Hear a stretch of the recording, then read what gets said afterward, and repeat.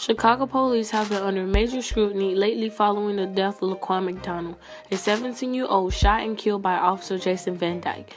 We spoke with Donna Moore, whose two younger children were assaulted by an off-duty cop in 2011 on the city's south side. The two African-American officers, and said the boy is under arrest and the girl is too.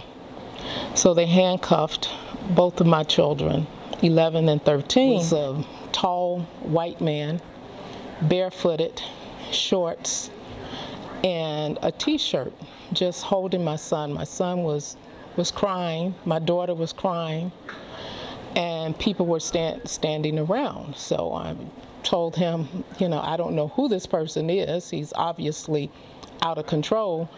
And I said to him, I'm his mother. That's my son. Let him go.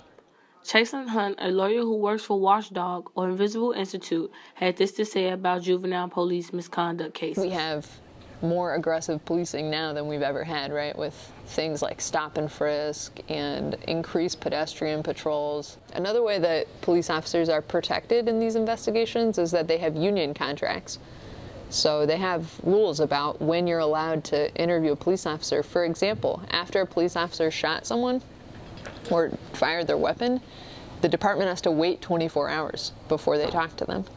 So you don't get the most immediate, freshest statement from an officer. The powers that be did not hold this off-duty officer accountable for his behavior, his off-duty behavior.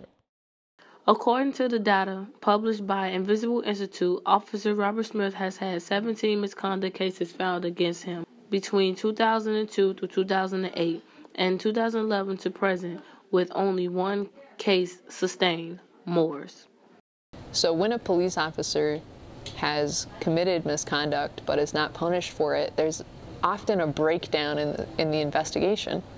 So they might interview a witness but not believe what they've said.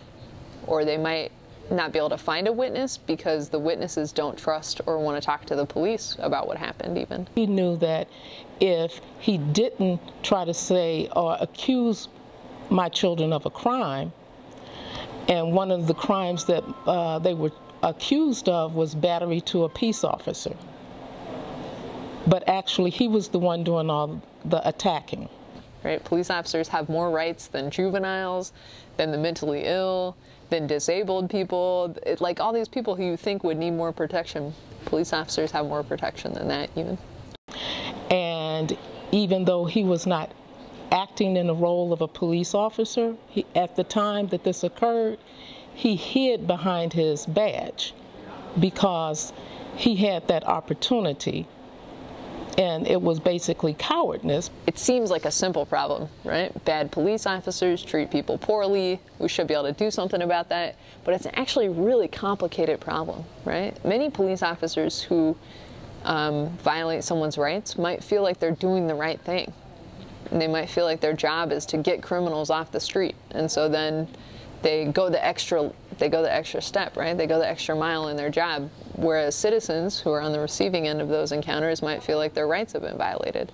And how do you determine who's telling the truth? But I hear a lot from high school students about how they're treated by the police. And my basic opinion is I think it's fundamentally unfair.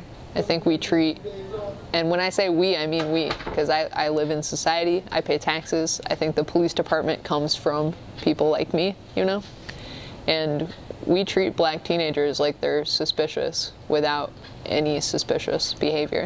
In this particular situation, preventing this from happening, I don't have any advice.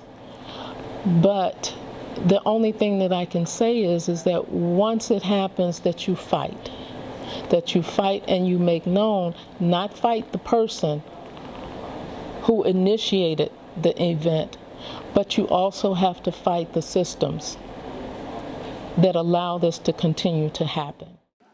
For more information, check out www.realshyyouth.com. This is Chelsea Berry, checking out.